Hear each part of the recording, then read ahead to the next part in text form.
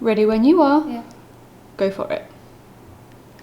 Can you tell me something about Technorobot? So yeah, Technorobot is completely open source, a 3D printed robot, and his original name is InMoov.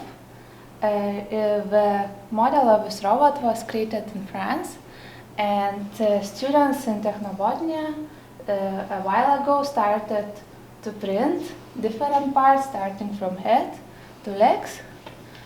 And now he is functional, and he can talk, he can move hands, and he is functional up to the legs part. And it have different names. It used to have different names in Technobothia, but now we call it Technorobot. And Technorobot it also have even Instagram profile. It met the president of Finland already, so he is more famous than some of the people.